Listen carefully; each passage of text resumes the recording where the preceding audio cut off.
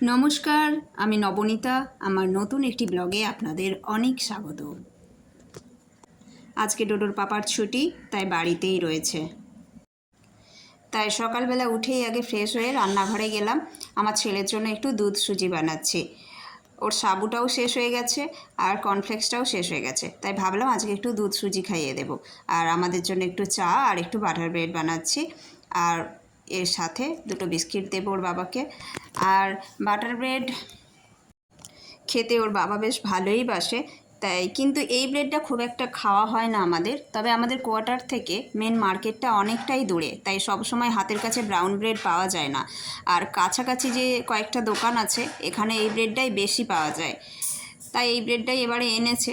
যাই হোক, যা পাওয়া গেছে তাই দিয়েই কাজ চালাতে হবে।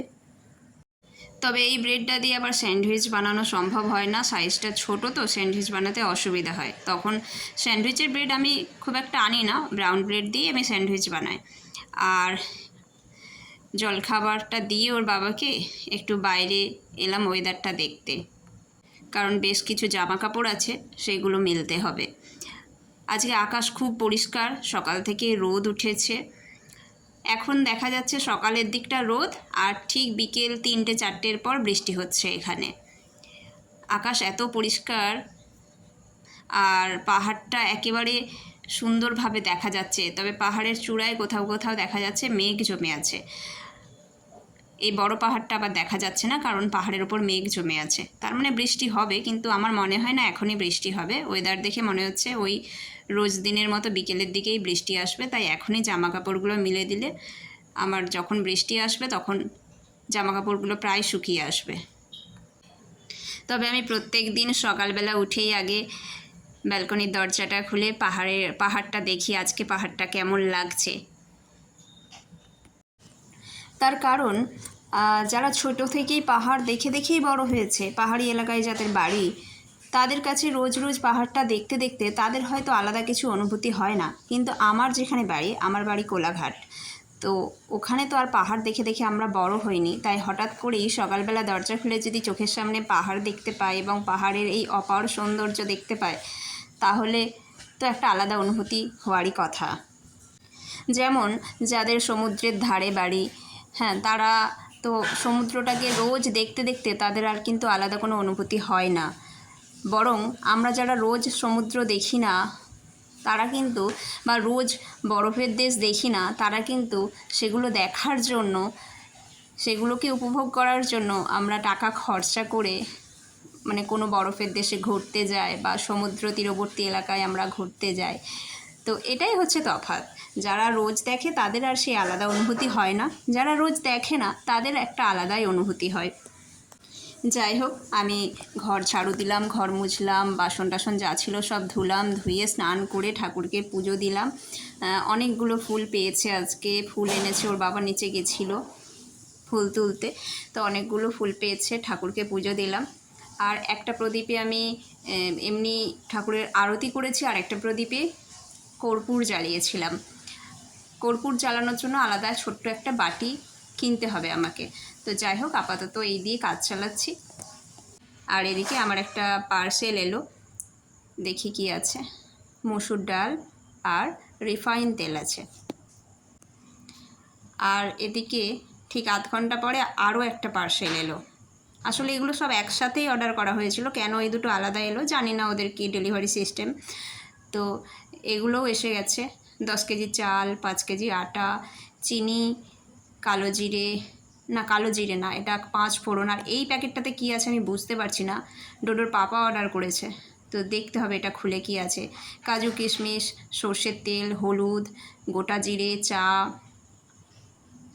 যেই জিনিসগুলো গ্রসারির যেই জিনিসগুলো আমার এই মাসে বাড়ন্ত রয়েছে, সেগুলোই ওর বাবা অর্ডার করলো, সেগুলোই এসেছে। আমি জিনিসপত্রগুলো ভালো করে মুছে এই বাথটাবের মধ্যে তুলে রাখলাম।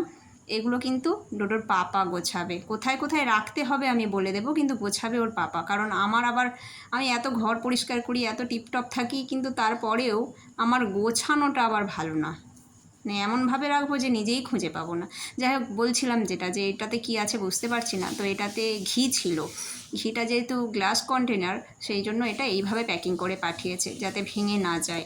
তো এবারে অন্নপূর্ণার ঘিটা নিয়েছি, এই অন্নপূর্ণার ঘিয়ের টেস্টটা ভীষণ ভালো, ঘিটা খুবই ভালো। আর তার সাথে যেহেতু এটা গ্লাস কন্টেনারে দেয়, সেটা আবার আমার খুব ভালো লাগে। যাই হোক, ডোডোর পাপা যেহেতু ভালো গোছাতে পারে, ওই জন্য এগুলো আমি ভালোভাবে মুছে টুছে তুলে রাখলাম। ওর পাপা গোছাবে, তার কারণ আমার গোছানো ভালো না। এমনি বিছানাপত্র সব কিছুই আমি পরিষ্কার করি রেগুলার। ঘর পরিষ্কার করার জন্য, মানে ঘরটা পরিষ্কার রাখার জন্য যা যা করা দরকার প্রত্যেক দিন আমি সেই এফোর্টটা দিই, কিন্তু এই জিনিসগুলো আবার আমি খুব একটা ভালো গোছাতে পারি না। আজকে আরও একটা পার্সেল এলো, এটাতে কি আছে বলতে পারবো না, তবে আমি ওর পাপাকে বলেছিলাম আমার ছেলের কমপ্লেনটা শেষ হয়ে গেছে, আর 2-1 দিন চলবে, আর কর্নফ্লেক্সটাও নেই, হয়তো সেইগুলোই এসেছে। ওর পাপা সেটাই বলছে যে এটাতে মনে হচ্ছে কমপ্লেন আর কর্নফ্লেক্স আছে। দেখা যাক, ওর পাপাকে বললাম তুমি আনবক্সিং করো, দেখি কি আছে এটার মধ্যে।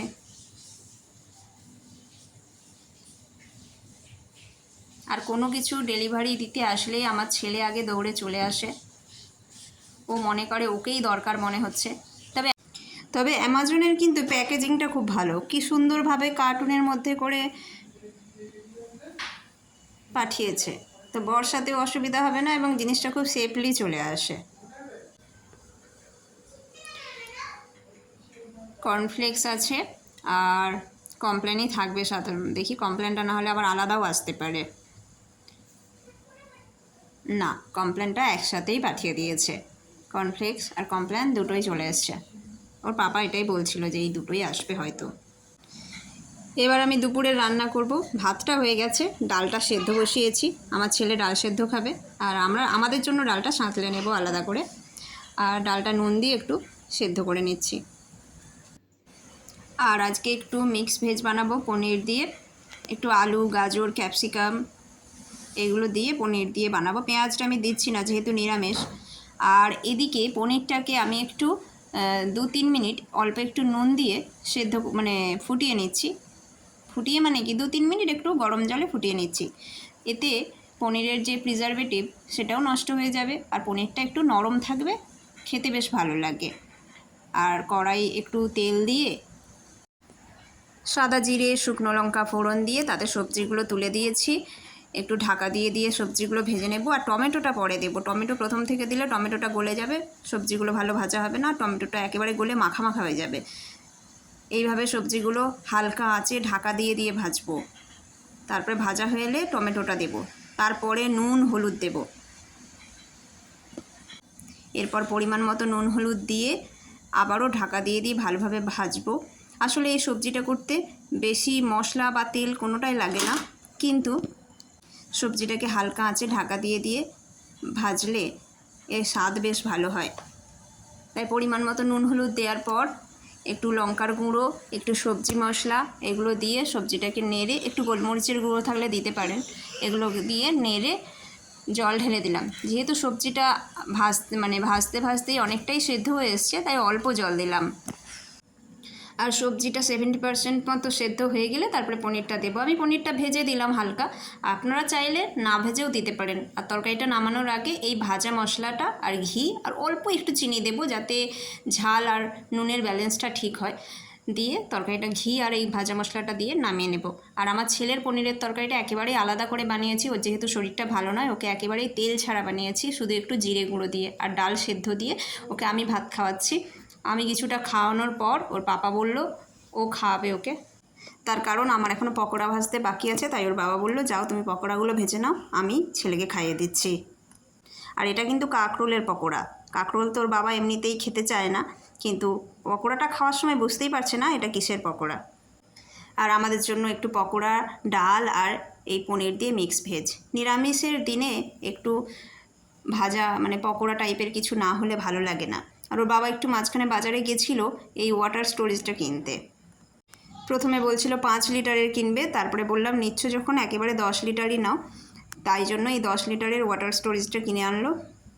আর এদিকে দুপুরবেলা খেয়ে দিয়ে আমার ছেলে ঘুমিয়ে পড়েছে, আর বিকেলবেলা আমি একটু ওর ছোটোবেলার জামাগুলো বের করেছি, তার কারণ জামাগুলো একটা ড্রাফেল ব্যাগের মধ্যে রাখি, মাঝে মধ্যে নেড়ে চেড়ে আবার ন্যাপথলিন দিয়ে, ন্যাপথলিনগুলো প্রায় উবে যায়, তো আবার নতুন করে ন্যাপথলিন দিয়ে আবার গুছিয়ে রাখি, তাই জন্য রাফেল ব্যাগটা একবার খুললাম, কারণ বর্ষা পড়ে গেছে, একেবারে নাড়াচাড়া না করলে পোকা টোকা হয়ে যেতে পারে।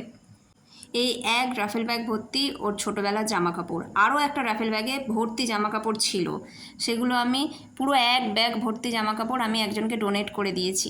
কি হবে এত জামা কাপড় রেখে? আর এদিকে আমার ছেলের খিদে পেয়ে গেছে, ওকে একটু চিড়ে ভাজা দিয়েছি বিকেলবেলা, তার সাথে একটু কারি পাতা, বাদাম আর ঝুড়ি আছে, তো সেই জন্য বেশ খেতে টেস্টি লেগেছে, ও খাচ্ছে।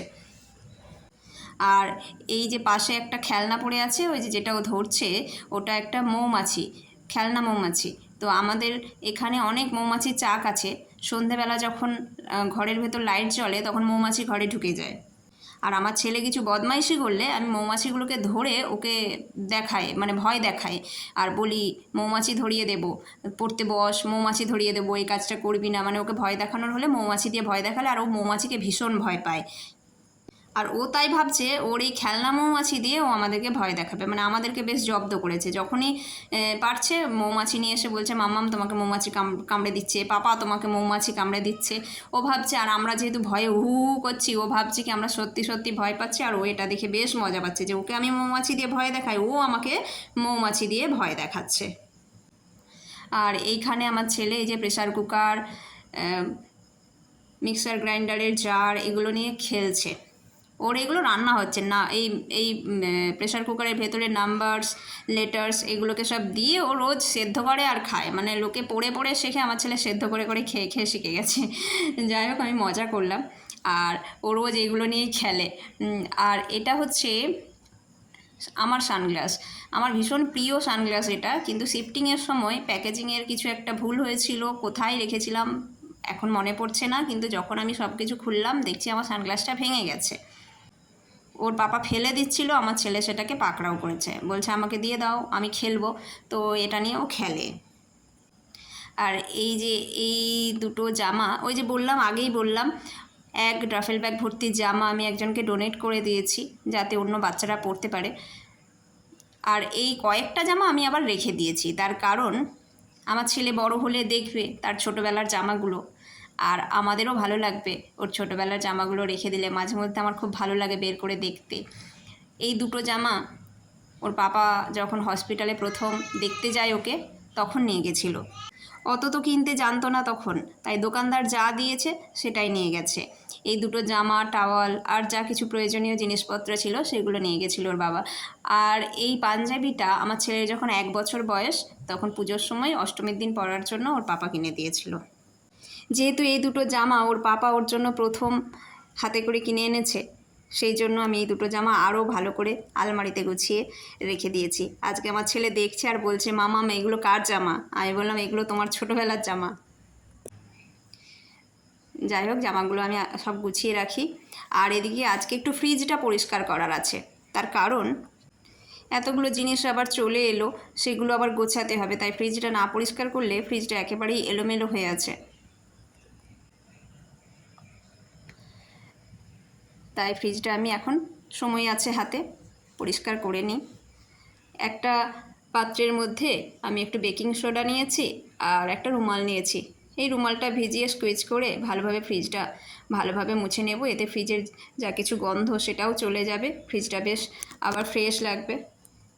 কারণ আমি যতই নিরামিষ আর আমিষের তাক আলাদা করে রাখি, আমার ছেলে তো সব বাচ্চা তো কখনো সখনো সব কিছু লাগিয়ে দেয়, হাত সব ঠেকাঠেকি করে দেয়, কি আর করবো, এই জন্য মাঝে মধ্যেই আমাকে পরিষ্কার করতে হয়। আর এদিকে মোটামুটি ফ্রিজটা খালি, কারণ এই সপ্তাহে রবিবার ওর বাবা বাজারে যায়নি, ছেলেটার খুব শরীর খারাপ, আমরা চিন্তায় ছিলাম, তাই আর বাজার যাওয়া হয়নি। আজকে টুকটাক বাজার করে এনেছে, আবার সামনের রবিবার বাজারে যাবে। আর কয়েকটা বাসন ছিল মেজে নিলাম। আর এদিকে বৃষ্টি চলে এসছে, সারা সকাল রোদ দিয়েছে, এবার বিকেলের দিকে বৃষ্টি হচ্ছে, ঝমঝমিয়ে বৃষ্টি যাকে বলে। পাহাড়টা, এই দিকের পাহাড়টা পরিষ্কারভাবে দেখা যাচ্ছে, কিন্তু এই দূরের যে বড় পাহাড়টা সেটা মেঘে ঢাকা হয়ে আছে, সেই জন্য পরিষ্কারভাবে দেখা যাচ্ছে না। বৃষ্টি হওয়ার পর আকাশটা পরিষ্কার হয়ে যায়, তবে এটা কিন্তু সন্ধে হওয়ার ঠিক আগের মুহূর্ত। এই যে দূরের বড় পাহাড়টা কিন্তু দেখা যাচ্ছে না, মেঘে ঢাকা হয়ে আছে, মানে আরও বৃষ্টি হবে। যাই হোক, বৃষ্টি হচ্ছে।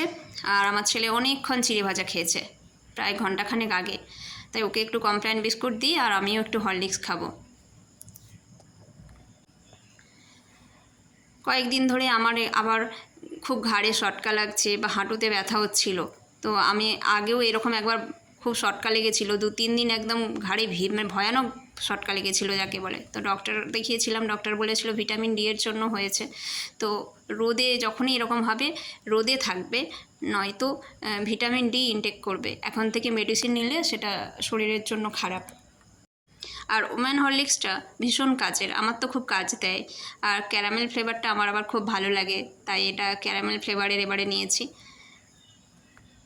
বৃষ্টির পর একেবারে আকাশটা পরিষ্কার হয়ে গেছে, তবে এবার সন্ধে নামবে, কিন্তু আকাশে এখনও কিন্তু একটা রোদের আভা দেখা যাচ্ছে।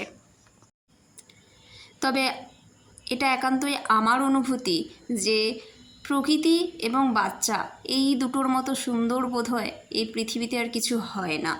সে মানুষের বাচ্চাই হোক, পাখির ছানা হোক, বিড়াল ছানা হোক, বাঘের ছানা হোক, কুকুরের ছানা হোক, যে কোনো পশু পাখির ছানা হোক কিংবা মানুষের, একটা বাচ্চা এবং প্রকৃতি এই দুটোর মতো সুন্দর আর এই পৃথিবীতে কিছু নেই। আমরা কোভিডের সময় দেখেছিলাম যে একটা মহামারী কীভাবে পৃথিবীকে গ্রাস করে ফেলেছিল। প্রত্যেকটা মুহূর্তে আমরা আতঙ্কিত থাকতাম আমাদের প্রিয়জনদের জন্য। কিভাবে সারা পৃথিবী জুড়ে পিঁপড়ের মতো মানুষ মারা যাচ্ছিল, সে কি ভয়ানক একটা স্মৃতি। সেই পরিস্থিতিতে দাঁড়িয়ে একটাই কথা মনে হচ্ছিল, এই যে আমাদের সংসারে এত জটিলতা, তার কারণ কি? প্রকৃতির একটা অঙ্গুলি হেলনে এই পৃথিবী ধ্বংস হয়ে যেতে পারে। সেরকম চিত্র আমরা অনেক দেখেছি। আর আমাদের জীবনটা কখনো কখনো মনে হয় অনেক বড়, আবার কখনো কখনো মনে হয় কোথায় বড়, খুব ছোট্ট একটা জীবন। তাই এই জীবনটাকে সুন্দরভাবে বাঁচা উচিত। তাই প্রত্যেক দিন সকালবেলা যখন আমি এই পাহাড়ের দিকে তাকাই, আমার তখন এটাই মনে হয়, প্রকৃতির কাছে মাথা নত করে প্রণাম করতে ইচ্ছে হয়। তবে আমি যখন প্রত্যেক দিন ভগবানের পুজো করি, ভগবানকে পুজো করার সময় আমরা প্রত্যেকেই চোখ বন্ধ করে ভগবানকে স্মরণ করে, ভগবানের একটা প্রতিচ্ছবি মনের মধ্যে স্মরণ করে তার চরণে আমরা প্রণাম করি। আমি তার সাথে সাথে এই প্রকৃতি মাতাকেও প্রণাম করি। প্রকৃতিকে তো মাতাই বলা হয়, তার কারণ প্রকৃতি তার অপার স্নেহ দিয়ে, তার স্নেহের আঁচলে আমাদেরকে মুড়ে রেখেছে। আমাদের এত বাঁদরামি সহ্য করছে প্রকৃতি, মানে একেবারে নিঃশব্দে বাঁদরামি সহ্য করছে। শুধু সহ্যের সীমাটা যখন ছাড়িয়ে যায় তখন কোভিডের মতো মহামারী আসে, এই আর কি। কারণ পশু পাখির কোনো বাঁদরামি নেই, আমাদের মানুষ প্রজাতির যা বাঁদরামি আছে সেটা প্রকৃতিও মাঝে মধ্যে সহ্য করতে পারে না। যাই হোক, সন্ধে প্রায় হয়ে এলো, আমারও সন্ধে দেখানোর টাইম হয়ে গেছে। তাই আজকের ভিডিওটা আমি এখানেই শেষ করছি। সবাই ভালো থাকবেন, খুব তাড়াতাড়ি দেখা হচ্ছে আমার পরের একটি ব্লগে। তবে আপনি যদি আমার চ্যানেলে নতুন হয়ে থাকেন তাহলে চ্যানেলটি সাবস্ক্রাইব করে পাশে থাকা বেল আইকনটি ক্লিক করে দেবেন। আর ভিডিওটি ভালো লাগলে একটা লাইক করে দেবেন। আর আপনারা কীরকম ধরনের ভিডিও দেখতে চান সেটা কমেন্ট করে জানাবেন অবশ্যই। সবাই ভালো থাকবেন, বাই বাই।